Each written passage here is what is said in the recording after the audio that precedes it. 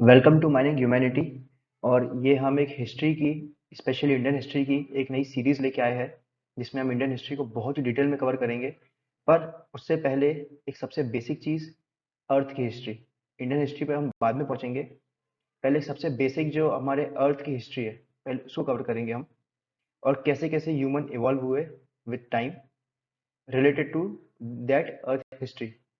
तो हमारा पहला लेक्चर है human history through geological time. इसमें बेसिक हमारा फोकस होगा जियोलॉजिकल टाइम स्केल पे। मेरा नाम है अमन जौहरी और आप मुझे फॉलो कर सकते हैं इन वेबसाइट्स पे। तो शुरू करते हैं। तो इसमें हम बात करते हैं हिस्ट्री ऑफ अर्थ, धरती का इतिहास, या फिर बोल सकते हैं जियोलॉजिकल टाइम स्केल। इसका मतलब क्या है कि समय के साथ साथ कैसे कैसे हमारी धरती में चेंजेस आए, हमारी धरती आगे बढ़ी, इवॉल्व हुई, और फिर उसमें कई सारे फ्लोरा फना, वाइल्ड लाइफ क्रिएट हुई, और कैसे इंसान उसमें आया, कैसे इवॉल्व हुआ, और आज जो हम देख रहे हैं वो यहाँ तक कैसे पहुंचा। तो आप देख सकते हैं यहाँ पे एक छोटा सा रिप्रेजेंटेशन दिखा रहा है इस इमेज में। ये हमारा मून है, और ये एक पूरा अर्थ है, और कैसे हम एक एक लेवल ऊपर चढ़ते गए, हम हमारी धरती के साथ आगे बढ़े। तो इसका एक रिप्रेजेंटेशन है। तो इसी को बोलते हैं जियोलॉजिकल टाइम स्केल। इसको मैं आपको बताता हूँ आगे। ये दिख रहा होगा एक रिप्रेजेंटेशन अर्थ का। इसमें आपको दिख रहे होंगे कुछ डायनासोर्स।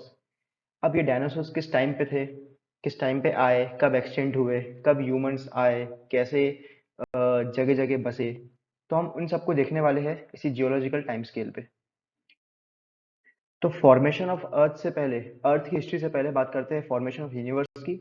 हम इसमें बस एक नज़र मारेंगे, डिटेल में जाएंगे नहीं, क्योंकि हम हिस्ट्री पढ़ रहे हैं ना कि ज्योग्राफी। ये ज्योग्राफी का पार्ट है। तो यूनिवर्स का फॉर्मेशन होता है, स्टार्ट होता है बिग बैंग से। 13.7 बिलियन ईयर से पहले बिग बैंग होता है। 1 बिलियन ईयर में 100 करोड़ साल होते हैं। तो 13.7 इंटू 100 करोड़, आप मान लो कितना पुराना होगा। और इसको बात करें मिलियंस में, तो 13700 मिलियन ईयर्स अगो। पता है आपको 1 मिलियन में 10 लाख साल होते हैं। तो हम बोलेंगे कि big bang 13700 million years ago पहले हुआ था। तो बिग बैंग हो गया हमारा 13.7 बिलियन ईयर्स अगो। इसके बाद 5.5 बिलियन ईयर्स अगो में हमारा क्या होगा, स्टार्स का फॉर्मेशन। तो हम उसको 5500 मिलियन ईयर्स अगो भी बोल सकते हैं, स्टार का फॉर्मेशन। स्टार के फॉर्मेशन के बाद हमारा स्टार्ट होता है हमारा धरती का फॉर्मेशन, जो कि हमारा होता है 4.54 बिलियन ईयर्स अगो या 4540 मिलियन ईयर्स अगो। और उसी पॉइंट से हम चालू करेंगे हमारा जियोलॉजिकल टाइम स्केल।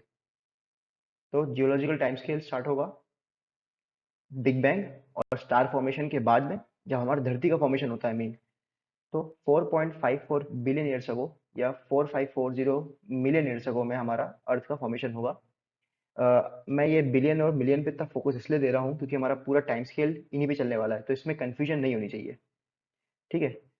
तो यही जियोलॉजिकल टाइम स्केल जो होगा, ये हमारी जियोलॉजिकल हिस्ट्री ऑफ अर्थ होगी। तो आप एक बार फिर से देख लीजिए इसको, ताकि आपको कोई कंफ्यूजन ना हो। तो मैं आपको बता दूं कि ये समय है हमारा बिग बैंग का, ये फॉर्मेशन ऑफ स्टार, और 4.54 हमारी अर्थ का फॉर्मेशन। ठीक है। तो ये जो आपको दिख रहा है इसे बोलते हैं जियोलॉजिकल टाइम स्केल। और जियोलॉजिकल टाइम स्केल जो है वो बेसिकली 4 पार्ट्स में डिवाइड है। तो अगर हम बात करें, तो सबसे पहले आता है हमारा ईयन, फिर आएगा हमारा एरा, फिर आएगा हमारा पीरियड, और फिर आएगा हमारा इपॉक। ये 4 पार्ट्स में डिवाइड है। इन्हीं 4 के अंदर फिर सब कैटेगरीज होंगी। और अगर मैं बात करूँ एक हिस्टोरिकल टाइमलाइन की, एक सेंस दूं आपको, तो अगर हम बनाए एक हिस्ट्री के हिसाब से स्केल, और ये बोले कि ये 100% अर्थ की हिस्ट्री है, तो उसका 90% जो पोर्शन है ना, वो सिर्फ और सिर्फ ईयन के अंदर है। फिर कुछ पीरियड के अंदर है, मतलब कुछ एरा के अंदर है, कुछ पीरियड के अंदर है, और बहुत ही थोड़ा सा इपॉक के अंदर है। और बात करूँ ह्यूमन हिस्ट्री की, जिसमें ह्यूमन का इवोल्यूशन से लेकर अभी तक का, ये सब के सब मुश्किल से ओवरऑल अर्थ की हिस्ट्री में 1 से 2% ही होगा। अर्थ की 95% हिस्ट्री अननोन है। अननोन भी नहीं बोलना चाहिए, मेन कारण ये है कि उस समय अर्थ बन रही थी, समुंदर बन रहे थे, ऑर्गेनिजम्स इवॉल्व कर रहे थे। तो हम उन सबको पढ़ने वाले हैं जियोलॉजिकल टाइम स्केल पे। जियोलॉजिकल टाइम स्केल पे हम ये सिर्फ टेबल ही नहीं देखेंगे, हम ये देखेंगे कि ऐसा क्या कारण था कि हमने अलग अलग कैटेगराइजेशन करी, अलग अलग पार्टों में बांटा। और क्यों बांटेंगे हम अलग अलग पार्टों में? क्योंकि कुछ घटनाएं होंगी, कुछ बड़ी घटनाएं, जिसमें फॉर एग्जांपल कहीं पे बहुत सारे एनिमल्स मारे गए, एक्सटिंक्शन हुआ मास स्केल पे, जब डायनासोर खत्म हो गए, तो हमने कैटेगरी उसके बाद नई स्टार्ट कर दी। ह्यूमंस किसी पॉइंट पे नए इवॉल्व कर गए, कुछ नए कैपेबिलिटीज उनमें आ गई, तो हमने एक अलग कैटेगरी बना दी। या फिर अर्थ में पहले समुंदर नहीं थे, समुद्र बन गए, या उसमें बैक्टीरियाज आ गए, तो हमने एक अलग कैटेगरी बना दी। तो हम ऐसे कुछ बड़े बड़े इवेंट्स होंगे हिस्ट्री में, उस बड़े बड़े इवेंट्स को लेते हुए हम अलग अलग कैटेगरीज बनाएंगे। और ये आपको दिख रहा होगा कि इसमें मैंने जियोलॉजिकल टाइम स्केल को सिंप्लीफाई कर रखा है। आपको अलग अलग इसमें दिख रहे होंगे, जैसे ये मैं जो मैं कर्सर घुमा रहा हूँ इसको बोलते हैं ईयन। फिर ये जो लिखा है पेलियोजोइक, मीसोजोइक, सीनोजोइक, ये है अपने एरा। फिर उसके अंदर आएंगे ये पीरियड्स, जैसे पेलोजीन, न्यूजीन, क्वाटरनरी, और उसके अंदर जो आपको दिख रहा है ना, ये इसको बोलते हैं इपॉक। राइट, तो हम समझेंगे धीरे धीरे क्या होता है। मैं आपको नॉर्मली ऐसे बता दूं ताकि आपके लिए समझने में आसान हो। तो ये जो पूरा पोर्शन है इसको हम बोलेंगे इयॉन्स। ये जो पोर्शन है जिसमें आपको ये दिख रहा है, एक दो ये तीन हेडिंग, इसको बोलेंगे एरा। जो ये आपको दिख रहा है इसको बोलेंगे हम पीरियड। और जो आपको ये दिख रहा है इसको बोलेंगे इपॉक। तो हमारा मेथड वही होगा, पहले आएंगे इयॉन्स, उसके बाद आएंगे एरास, उसके अंदर आएंगे पीरियड्स, और फिर उसके अंदर आएंगे इपॉक्स, है ना। तो हम यहाँ पे युगों युगों की बात करने वाले हैं। युग कैसे? लाखों साल, करोड़ों साल पहले की। ठीक है, तो ये सब चीजें होने वाली है। तो हम इसको अब इजी वे में और देखते हैं। तो ये है, बात करते हैं अपने पहले इयॉन की। पहला इयॉन है हेडियन। हेडियन वो समय जब धरती नई नई बनी थी। तो जब धरती नई बनी तो धरती थी आँख का गोला, एकदम जल रही थी। धरती का जो एवरेज टेम्परेचर था वो था हमारा 250 डिग्री सेल्सियस का। और धरती कब तक जलेगी? तो धरती बनी है 4540 मिलियन ईयर्स अगो तक। ये 4000 मिलियन ईयर्स अगो तक धरती कंडीशन ऐसी ही रहने वाली है। इसके बाद कुछ धरती में बदलाव आएंगे, फिर धरती ऐसी नहीं रह जाएगी। तो नेक्स्ट स्टेप हमारा आर्चियन एज। आर्कियन, ये धरती में कुछ बदलाव आएंगे। क्या? पहला तो रॉक फॉर्मेशन होगा। कैसे होगा? एक्रीशन के द्वारा। एक्रीशन मैं भी समझाऊंगा अभी। Second, crust formation. उसके बाद ओशियन फॉर्मेशन। और उसके बाद साइनोबैक्टीरिया आते हैं धरती पे। ये चार चीजें होंगी इंपॉर्टेंट इस आर्कियन के इयॉन में। और ये आर्कियन के मैं आपको दिखाता हूँ इमेजेस। तो ये इमेज है एक्रीशन की, और ये हमारे ओशन बन रहे हैं और उस ओशन पे बैक्टीरियाज आ रहे हैं। तो सबसे पहला डाउट आपका होगा कि एक्रीशन क्या है? ये जो एक्रीशन लिखा हुआ है, तो एक्रीशन इसको बोलते हैं, जो आपका स्पेस जो दिख रहा है डस्ट। अब स्पेस में क्या होता है ना कि ढेर सारे मीटेरॉइड्स है, कॉमेट्स है, ये कंटिन्यूअसली फॉल करते हैं, और फॉल करके एक लेयर बनाएंगे धरती की। इसी को बोलेंगे accretion, a process of forming layer by layer on a surface. ये एक्रीशन है। तो इसी एक्रीशन की वजह से हमारे यहाँ रॉक फॉर्मेशंस होंगी, क्रस्ट फॉर्मेशंस होंगी। धीरे धीरे कूल डाउन होगा, कूल डाउन की वजह से प्रेसिपिटेशन होंगे, जिससे ओशन का फॉर्मेशन होगा, बड़े बड़े ओशन बनेंगे। और कहीं से स्पेस से कुछ आएगा जो बैक्टीरिया कैरी करता है, कोई कॉमेट या कुछ होगा, उससे हमारे अर्थ पे ये साइनो बैक्टीरियाज चालू हो जाएंगे मिलना। तो ये काफ़ी इंपॉर्टेंट था, इसीलिए ये आर्कियन का जो स्टेज है ये इंपॉर्टेंट है हमारे लिए पढ़ना। कब तक रहता है ये? तो ये जैसे स्टार्ट हुआ 4000 मिलियन ईयर्स अगो, तो ये 2500 million years ago, 2500 million years ago तक ये रहेगा आर्कियन का स्टेज। उसके बाद बात करते हैं प्रोटोजोइक स्टेज की। तो प्रोटोजोइक स्टेज में क्या होगा? सिंगल सेल्ड ऑर्गेनिज्म आएंगे एग्जिस्टेंस में।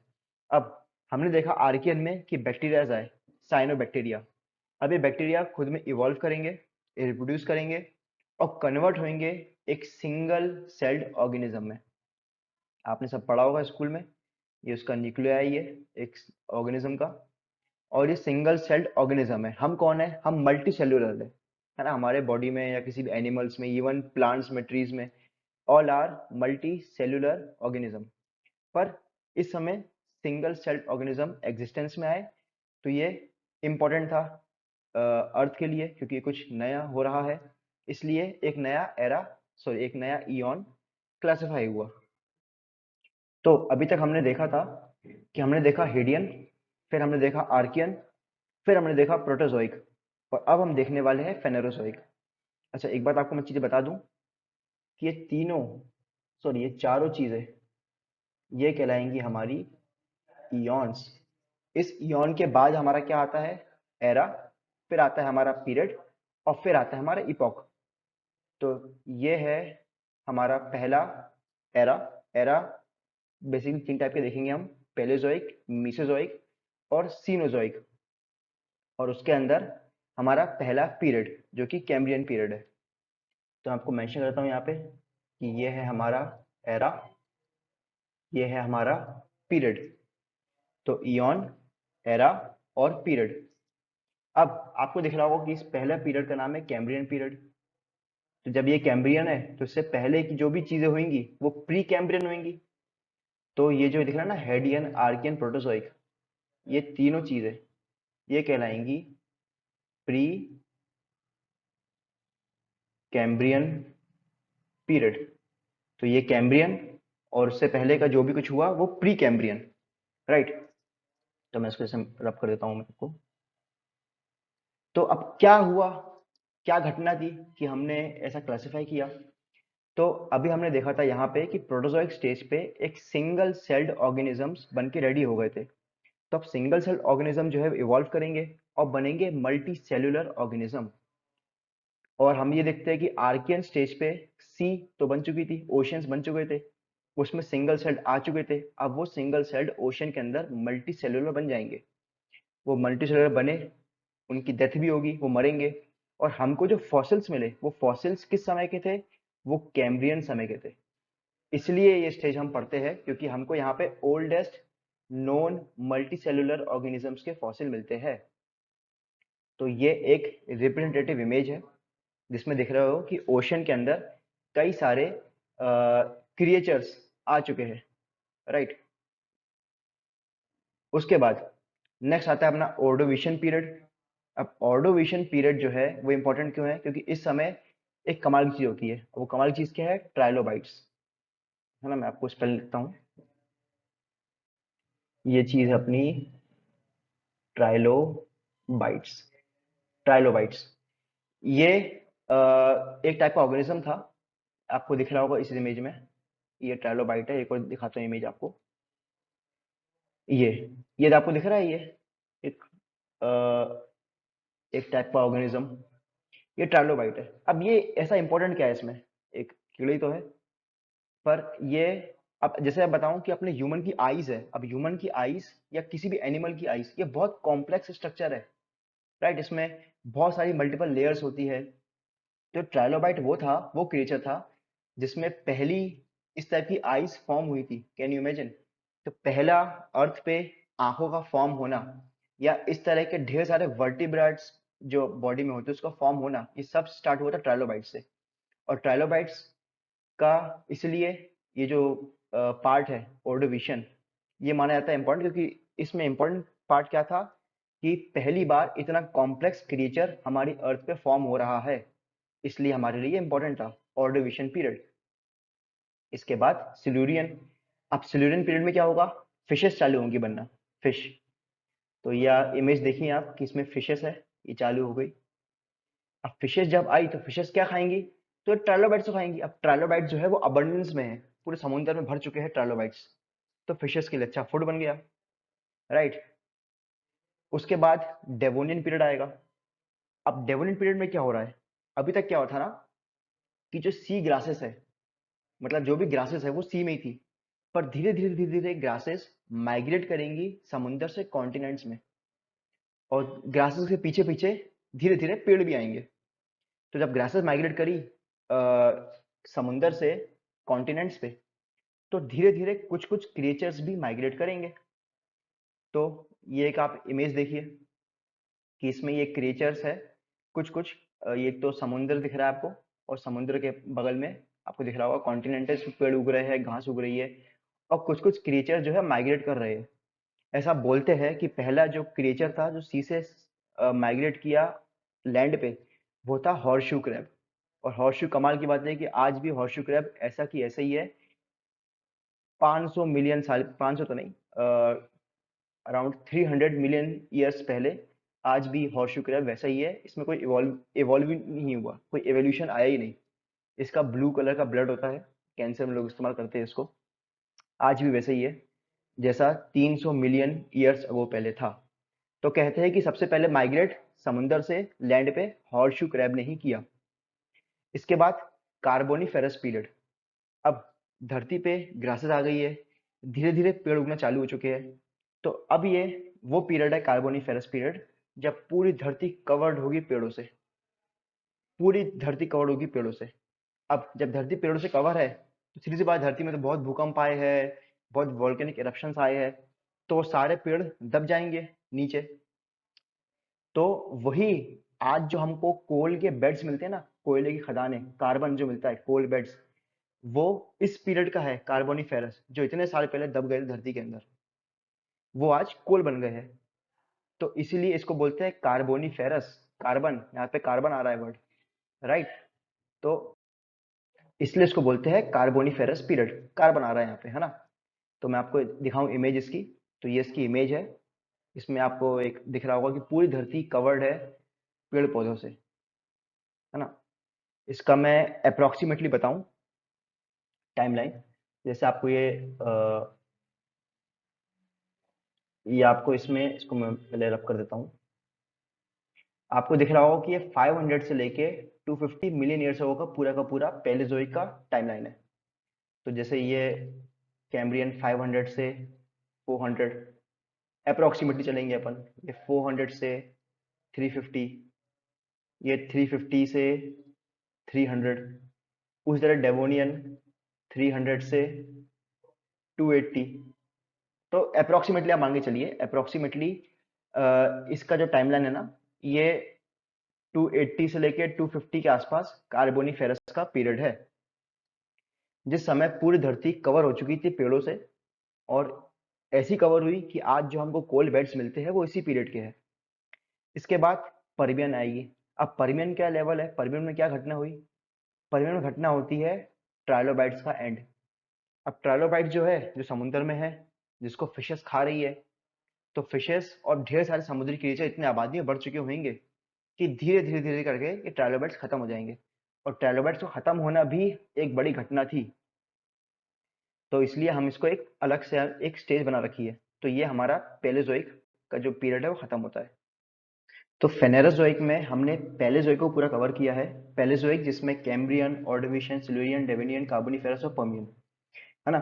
फेनेरोजोइक जो कि 550 मिलियन ईयर्स अगो, जो कि हमारा क्या है, ये एक ईओन है ना। तो जैसे ये फेनेरोजोइक है, तो ये एक हमारा ईओन है। पैलेजोइक ये हमारे एराज में आता है, और ये आते हैं हमारे पीरियड्स में, है ना। और जैसे मैं बताया था, कैम्ब्रियंस क्या है, कैम्ब्रियन स्टेज पे हमको सबसे ओल्डेस्ट फॉसिल्स मिलते हैं, मल्टीसेलुलर ऑर्गेनिज्म। ऑर्डोविशियन स्टेज पे हम क्या देखते हैं, ट्राइलोबाइट्स बनते हैं, ट्राइलोबाइट्स। सिल्यूरियन पे फिश ट्राइलोबाइट्स को ईट करेंगे। डेवोनियंस पे जो क्रीचर्स है वो सी से लैंड की तरफ मूव करेंगे। कार्बोनिफेरस, पूरी अर्थ कवर हो चुकी है पेड़ों से, बड़े बड़े पेड़, वही आज हमको कोल्ड बेड्स मिलते हैं। और पर्मियन पे ट्राइलोबाइट्स एंड हो जाएंगे। तो ट्राइलोबाइट्स यहाँ पे शुरू हो रहे हैं, ट्राइलोबाइट्स यहाँ पे एंड हो रहे हैं पर्मियन पे। अच्छा, टेम्परेचर डिफरेंस भी आएगा समय के साथ साथ। तो टेम्परेचर जहाँ पे इस स्टेज पे 28 डिग्री के आसपास अप्रॉक्स है। इसके बाद जो अगला एरा आएगा, पेलेजोइक के बाद अगला एरा आएगा मीसोजोइक, उसमें टेम्परेचर अराउंड 24 के आसपास रहेगा। और फिर जब सीनोजोइक आएगा, टेम्परेचर बहुत ड्रास्टिकली ड्रॉप करेगा। तो उसके ड्रॉप करने की वजह से और नए नए क्रिएचर्स फॉर्म होंगे, एवोल्यूशन होगा, राइट। तो जैसे हम बात करते हैं नेक्स्ट एरा की, तो ये है हमारा मीसोजोइक। 250 से लेके 60 मिलियन ईयर्स अगो तक इसमें ट्रायसिक आप देख सकते हैं कि अब अलग टाइप के एनिमल्स आ चुके हैं। अगर हम बात करते हैं यहाँ की कि डेवोनियन पीरियड पे देखा था हमने कि कैसे सी से, ये डेवोनियन पीरियड जो है हमारा, मैं आपको रेड से दिखाता हूँ, डेवोनियन पीरियड है कि कैसे सी से ये मूव किए थे लैंड की तरफ, राइट। तो सी से मूव किए लैंड की तरफ, फिर धीरे धीरे इवॉल्व हुए और इवॉल्व होते हुए फिर ये बड़े बड़े रेप्टाइल्स का फॉर्म लेंगे, है ना। These are not animals, these are reptilians, क्योंकि दे डोंट ले मतलब they lay eggs, they don't give milk, इसमें उनमें मेमोरी ग्लैंड्स नहीं होता। तो मेमोरी ग्लैंड्स ना होने की वजह से they are not amphibian, they are reptiles, काफी बड़े बड़े रेप्टाइल्स। और ट्रायसिक जो स्टेज थी इसमें इन रेप्टिलियंस की स्टार्ट हुई। और फिर जब बात करते हैं नेक्स्ट स्टेज जो कि जुरासिक है, तो इसमें रेप्टिलियंस पूरे के पूरे अर्थ में अच्छे से फैल चुके थे, अबंडेंस में थे। और फिर ये जुरासिक एक इमेज देखिए आप, वही डायनासोर्स पूरे अर्थ पे फैले हुए हैं, पर इस टाइम पूरे अर्थ को रूल कर रहे हैं कौन? Reptiles, right. इसमें मैमल्स का फॉर्म नहीं है। इसके बाद नेक्स्ट स्टेज आएगी क्रिटेशियस, और क्रिटेशियस स्टेज वही है जहाँ पे मैमल्स आएंगे, मैमल्स स्तनधारी, जिनमें मेमोरी ग्लैंड्स होती है, जो मिल्क देते हैं, जो अंडा नहीं देते, जो डायरेक्ट बर्थ देते हैं, राइट। जो मिल्क देते हैं, मिल्क, अंडा नहीं देते और डायरेक्ट बर्थ देते हैं, वो होते हैं मैमल्स। तो ये आपको एक इमेज में दिख रहा होगा, यहाँ पे इसमें माउसेस बने हुए हैं, माउस। तो ये मैमल्स है माउस, बाकी पीछे रेप्टाइल्स है। ये अपना हुआ क्रिटेशियस पीरियड, क्रिटेशियस, राइट। तो इस तरीके से चीज़ें आगे बढ़ेंगी। मैं इसको थोड़ा रफ कर देता हूँ। तो चीज़ें ऐसे आगे बढ़ती है। अच्छा, क्रिटेशियस पीरियड को क्रिटेशियस और किस कारण से बोलते हैं? ये जैसे ये कार्बोनीफेरस था, तो कार्बोनीफेरस में आपको मैंने बताया था कि एक शब्द कार्बन से आया है, क्योंकि आज के जितने भी कोल बेड्स है वो सारे के सारे कोल बेड्स इस कार्बोनीफेरस पीरियड के हैं। तो यहाँ से कार्बन आया। तो क्रिटेशियस में जो शब्द है ना, क्रेटा, क्रेटा मतलब होता है चौक, चौक। तो चौक क्या है, कहाँ से आया? ये वो पीरियड है जिस समय बहुत ही ह्यूज अमाउंट में वॉल्केनिक एक्सप्लोजन्स हुए अपनी अर्थ पे, राइट। और जब भी वॉल्केनिक इरप्शंस होते हैं तो क्या एशेस निकलती, एशेस, राइट। तो वो उन्हीं को ही धीरे धीरे चौक मतलब पाउडर फॉर्म में बोल के एक टाइम दीजिए कि क्रिटेशियस है, वाइट कलर का, इसमें डस्ट निकल रही है, डस्ट, राइट। तो ये क्रिटेशियस पीरियड है। और इसमें बहुत ही मास लेवल पे एक्सटिंक्शन हुए हैं, क्योंकि स्पेशली किसके? डायनासोर्स के मास एक्सटिंक्शन हुए हैं, क्योंकि पूरे के पूरे अर्थ में हैवी वॉल्केनिक इरप्शंस हुए थे। अच्छा, एक्सटिंक्शन में एक बताना भूल गया था, ये पर्मियन लिखा हुआ ना, पर्मियन स्टेज, जहाँ पे मैंने लिखा था ट्राइलोबाइट्स खत्म होते हैं। सिर्फ ट्राइलोबाइट्स खत्म नहीं होते, अर्थ के 70 to 80% यहाँ पर एक्सटिंक्शन देखा जाता है, मास एक्सटिंक्शन पर्मियन स्टेज पे। उसके बाद फिर एक मास एक्सटिंक्शन यहाँ पे होता है, ये भी कुछ 70 to 80% एक्सटिंक्शन होगा। बड़े बड़े सी क्रिएचर्स, बड़े बड़े एनिमल्स मारे जाएंगे उस मास एक्सटिंक्शन में, और पुराने मरेंगे तो नए आएंगे, राइट। तो ये एक और इमेज है रिप्रेजेंटेशन के लिए कि कैसे यहाँ पे आप देख सकते हैं कि वॉल्केनिक इरप्शंस हो रहे हैं। उस वॉल्केनिक इरप्शन से जो डायनासोर्स है वो धीरे धीरे खत्म हो रहे हैं, और कौन बच जाएंगे? मैमल्स बच जाएंगे। तो यहाँ तक क्रिटेशियस पीरियड है।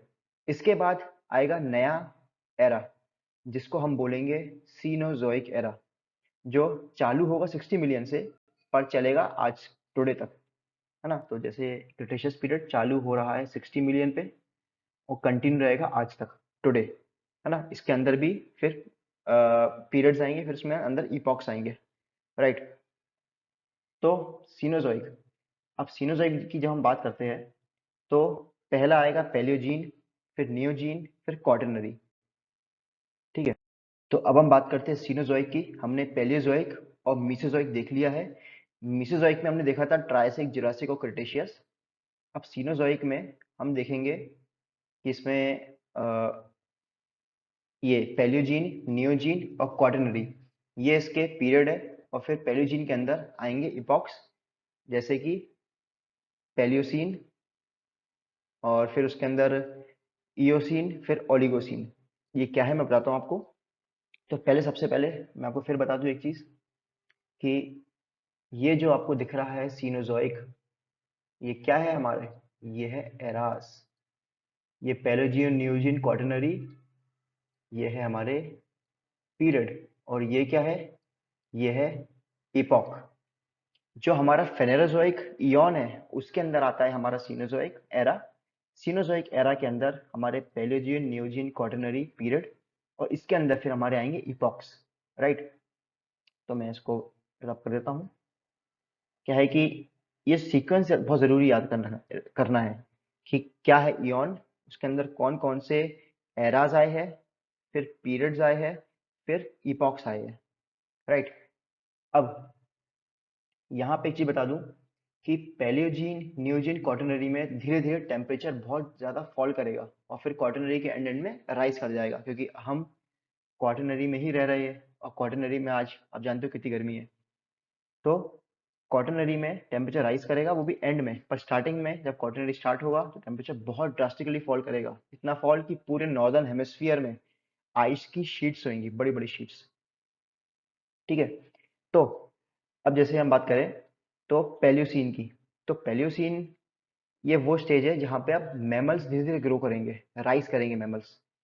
हमने देखा था क्रिटेशियस पीरियड, मीसोजोइक में क्रिटेशियस पीरियड, कि पूरी अर्थ पे जो डायनासोर्स तो धीरे धीरे खत्म हो रहे हैं और मैमल्स धीरे धीरे वहाँ पे फॉर्म हुए। अब जब बात करते हैं पैलियोसीन एरा की, तो पैलियोसीन एरा में मैमल्स ही बचे हैं, डायनासोर्स ऑलमोस्ट खत्म हो चुके हैं। अब डायनासोर जब ऑलमोस्ट खत्म हो गए हैं तो मैमल्स के शिकार करने के लिए कोई बचा नहीं, तो मैमल्स अब रिप्रोड्यूस करेंगे, खुद की आबादी बढ़ाएंगे, है ना। रेप्टाइल्स होंगे जैसे क्रोकोडाइल्स, पर अब ये उतने बड़े नहीं हैं जो मैमल्स को ग्रो करने का मौका छीने। तो मैमल्स ग्रो करेंगे, अच्छे से ग्रो करेंगे। इसके बाद इयोसीन पीरियड आएगा, तो इयोसीन में भी अब मैमल्स एकदम अबंडेंस में है, पूरे जंगल कब्जा हो चुका है मैमल्स के द्वारा। और यहाँ पे हमको मिलेगा कौन? अब ये देखिए, यहाँ पे एक मंकी दिख रहा है आपको, मंकी जैसा। तो ये है हमारे प्राइमेट्स। प्राइमेट्स इयोसीन पीरियड से स्टार्ट होते हैं, बिगिन होना। और इयोसीन पीरियड एक गर्मी का पीरियड बोलते हैं, पीरियड ऑफ वार्मनेस। एक अच्छा टेम्परेचर होगा 25 से 28 डिग्री सेल्सियस, जिसमें एक अच्छा हैबिटाट जो बन सकता है वो इयोसीन पीरियड में बनेगा। और इयोसीन पीरियड के बाद ही जो अपने प्राइमेट्स है वो जंगलों से निकल के खेत, वो ग्रास के मैदान में जाएंगे। वो कब होगा? वो होगा ओलिगोसीन पीरियड। तो ये प्राइमेट्स है। प्राइमेट्स क्या है ना कि जो अफ्रीका है, अफ्रीका में पेड़ों पे, जंगलों पे बैठे हुए हैं। दोनों हाथ जो है वो बिजी है, एंगेज है, क्योंकि चार पैरों का इस्तेमाल करते चलने के लिए, पेड़ पे चढ़ने के लिए। पर ओलिगोसीन आने की वजह से धीरे धीरे टेम्परेचर जो कि राइज कर रहा था, तो जो हैबिटेशन है या और फूड की कमी की वजह से ये लोग जंगल से बाहर निकलेंगे और जंगल के बाहर होंगे घास के मैदान। जब घास के मैदान में जब जाएंगे ये लोग, तो अब घास के मैदान और ऊंची ऊंची घास होती है। अब ऊंची ऊंची घास में इनको खड़े होकर देखना पड़ेगा, वरना घास के अंदर से कौन सा एनिमल आ रहा है या कहाँ जाना है कैसे दिखेगा इनको। तो ये हाथों का यूज कम करेंगे, पैरों का यूज ज्यादा करेंगे, और उसके वजह से क्या होगा कि इनमें एक एवोल्यूशनरी चेंज आएगा और ये प्राइमेट से कन्वर्ट होंगे होमो हैबिलिस में। ये वो होमो हैबिलिस जो हाथों का यूज ज्यादा करेंगे। राइट। पत्थरों को उठाएंगे, पत्थरों को फेंक के मारेंगे जानवर से बचने के लिए। तो जैसे मैं आपको बताऊं, ये ओलिगोसीन और इयोसीन में होगा। फिर उसके बाद नियोजीन में आते हैं मायोसीन। यहाँ पर टेम्परेचर ड्रॉप होना स्टार्ट होगा, है ना। और प्लायोसीन, इसमें भी टेम्परेचर ड्रॉप होगा। जब टेम्परेचर ड्रॉप होता है तो नए टाइप के जानवर आएंगे। तो जैसे आप ये देख सकते हैं एक रिप्रेजेंटेशन में, इसमें दिखा रहा हूँ मैमथ्स को, बड़े बड़े एलिफेंट, वूली एलिफेंट्स, साथ में कई सारे वूली एनिमल्स इस इमेज में देख सकते हैं आप। तो ये एवोल्यूशन की वजह से हो रहा है, टेम्परेचर ड्रॉप हो रहा है धीरे धीरे, तो इस टाइप के एनिमल्स क्रिएट हो रहे हैं। और उसी तरीके से जो हमारे प्राइमेट्स है वो इवॉल्व होंगे होमो हैबिलिस में। इसमें तो मैंने इमेज लगा रखी है मॉडर्न चिंपैंजी की, पर आप समझ जाइए होमो हैबिलिस थोड़ा सा प्राइमेट से चिंपैंजी की तरह दिखाई देगा, जो हाथों का यूज कर पाएगा अच्छे से, स्टोन्स को उठा के मारने के लिए, और कुछ वुड का वेपन बनाने के लिए, पकड़ने के लिए। इसके बाद अपना आता है क्वाटरनरी पीरियड। तो क्वाटरनरी में आएगा पेलिस्टोसीन। पेलिस्टोसीन क्या है ये है आइस एज। ये वो समय है जब धरती पूरी बर्फ से ढक चुकी है, नॉर्दर्न हेमिस्फीयर, है ना। आप इसकी इमेज देखो। ये एक जो हमारी एक मूवी आई थी आइस एज 1 2 3 4, तो आइस एज की मूवी में भी आपको देखा था ऐसा ही कि मैमथ्स है, राइट, और एक पेंथेरा टाइप का एक टाइगर जैसा कैट। तो पेलिस्टोसीन इज एन आइस एज, है ना। और इस समय ये कन्वर्ट हो चुके थे होमो हेबिलिस से होमो इरेक्टस। इरेक्टस मतलब स्ट्रेट मैन। तो ये तो ये स्ट्रेट, एक तरह से बोल सकते हैं कि ये प्राइमेट से होमो हेबिलिस, और फिर उसके बाद अभी झुक के नहीं चलते, एकदम स्ट्रेट लेके चलते हैं, तो इनको स्ट्रेट मैन बोलते हैं, है ना। तो ये उसमें कन्वर्ट हुए धीरे धीरे, और इस समय ये पूरे, जो कि पूरा नॉर्दर्न हेमिस्फीयर भर चुका है बर्फ से, तो ये लोग फूड की तलाश में पूरी जगह माइग्रेट करेंगे, जगह जगह भटकेंगे जहाँ फूड मिल जाए, और ऐसे धीरे धीरे ये हर कॉन्टिनेंट्स में हर तरफ फैलेंगे। होमो इरेक्टस, ये भी एक होमो इरेक्टस है। एक और इमेज समझने के लिए, इसी समय होमो इरेक्टस फायर की खोज भी करने वाले हैं, राइट। ग्रुप्स में रहना, ग्रुप्स में शिकार करना, ये सब होमो इरेक्टस करेंगे। और फिर होलोसीन, होलोसीन जो पीरियड है, होलोसीन मतलब आज का मतलब ये बोल सकते हैं कि जब पेलेस्टोसीन पीरियड खत्म हुआ और बर्फ पिघल गई, तो जब खेती स्टार्ट हुई ना, खेती एग्रीकल्चर स्टार्ट हुआ, तो इस ये स्टार्ट होता है अपना होलोसीन पीरियड में। और फिर इसके बाद एक नया पीरियड आ गया है, ऐड किया है बहुत रिसेंटली, जिसको बोलते हैं मेघालयन। मेघालयन पीरियड उसको बोलते हैं जब हमारे कई सारी बड़ी बड़ी सिविलाइजेशंस तबाह हुई, क्योंकि सीवियर ड्रॉट पड़ा था ऑल ओवर वर्ल्ड में। जैसे हमारे इंडस वैली सिविलाइजेशन बोलते हैं कि 2500 बीसी में वो खत्म होना स्टार्ट हो गई थी, क्योंकि मैसिव ड्रॉट्स आए थे। तो वो मैसिव ड्रॉट सिर्फ इंडिया में नहीं आए थे, वर्ल्ड में कई सारी सिविलाइजेशन एंड हुई उस समय, क्योंकि मैसिव ड्रॉट्स आए थे। तो उसको वहां से बोलते हैं कि मेघालयन स्टार्ट हुआ, जहाँ पे क्लाइमेटिक कंडीशन एकदम से एब्रप्टली चेंज होती है। तो हमारे यहाँ भी जो अभी क्लाइमेटिक कंडीशन चेंज हो रही है, वो सब मेघालयन का ही है। तो हम बोलते हैं कि हम मेघालयन पीरियड में है, राइट। अब आपकी स्क्रीन पे ये एक मैट्रिक्स है, इसमें देख सकते हैं आप कि इसमें एक शो किया हुआ है जियोलॉजिकल टाइम यूनिट, जिसमें Hadean, Archean, Proterozoic, Paleozoic, Mesozoic, Cenozoic, Quaternary, Holocene, ये टाइम यूनिट दे रखी है। फिर टाइम पीरियड अप्रोक्सीमेटली किस टाइम से किस टाइम तक हुआ था, जैसे हेडियन 4.54 से लेके 4 बिलियन ईयर्स अगो तक, आर्कियन 4 से लेके 2.5, ऐसे सबका टाइमलाइन है, अप्रोक्सीमेटली टाइमलाइन।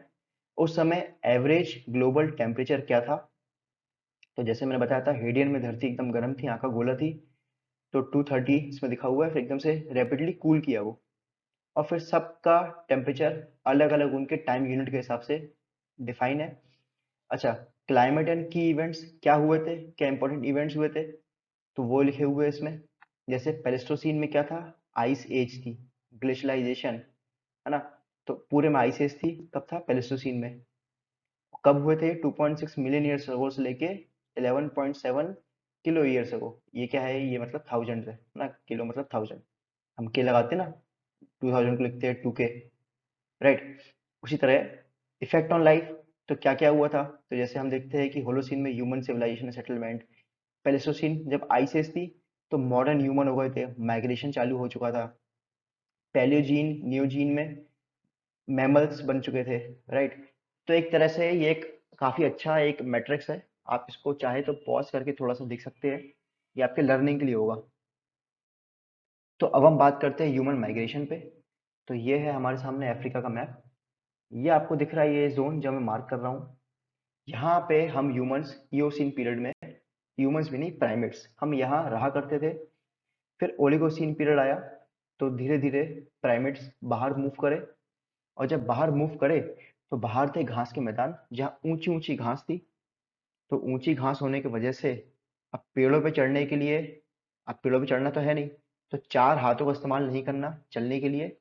ऊंची घास है इसलिए पैर पे खड़े होएंगे और स्ट्रेट खड़े होएंगे, ताकि ऊंची ऊंची घास में खड़े होकर देख सके।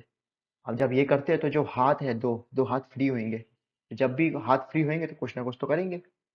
तो होगा कई बार कि कई जानवर आए होंगे बड़े बड़े, और उन जानवर से बच के भागे होंगे, और भागते समय हाथ पे कोई पत्थर आ गया होगा और हमने पत्थर लेके जोर से फेंक के मारा होगा उसको, और जानवर को लगी होगी, जानवर लग के भागा होगा।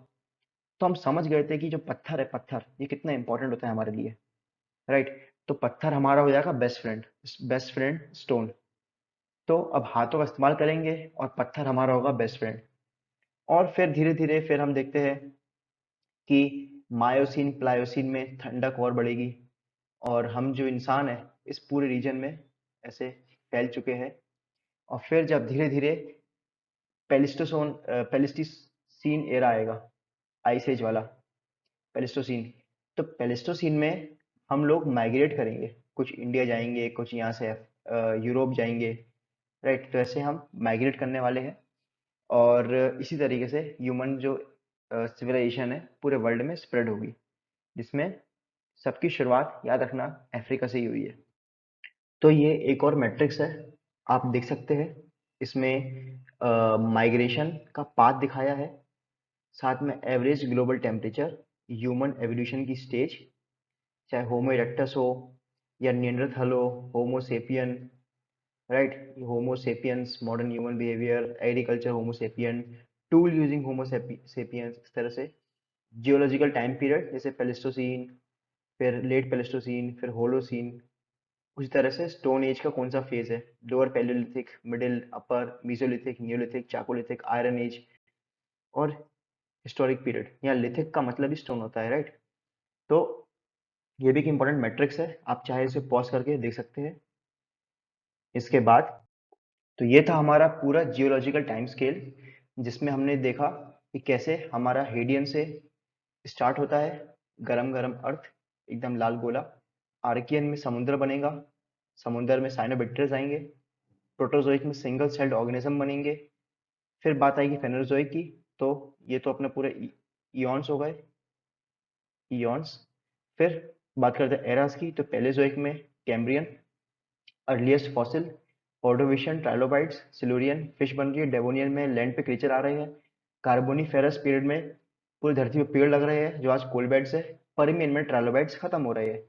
मीसोजोइक में टेम्परेचर चेंज आएगा, बड़े बड़े जानवर बनेंगे, रेप्टाइल्स, ट्राइसिक, जुरासिक। क्रिटेशियस में रेप्टाइल्स खत्म होना चालू होंगे, वोल्केनिक इरप्शंस होंगे पूरी अर्थ पे, बनेंगे मैमल्स चालू होंगे। फिर बात आएगी सीनोजोइक की, जिसमें पैलेजियन, न्यूजियन, क्वाटरनरी। पैलियोसीन में मैमल्स धीरे धीरे स्प्रेड होना स्टार्ट होंगे। इयोसीन में पूरे अर्थ में मैमल्स है, साथ में मैमल्स के अलावा हमारे प्राइमेट्स आ गए हैं। ओलिगोसीन में भी ठंड बढ़ेगी, प्राइमेट्स और एक्सपैंड करेंगे। मायोसिन प्लायोसिन में और ज़्यादा ठंड बढ़ने वाली है। जब बात करेंगे पेलिस्टोसीन की, तो पेलिस्टोसीन में हम क्या देखते हैं कि पेलिस्टोसीन में पूरे अर्थ पे बर्फ पड़ी हुई है। और होलोसीन एग्रीकल्चर स्टेज, और मेगालियन जो एक नई स्टेज जोड़ी जिसमें हम सीवियर ड्रॉट्स देखते हैं। तो ये है हमारे जियोलॉजिकल टाइम स्केल।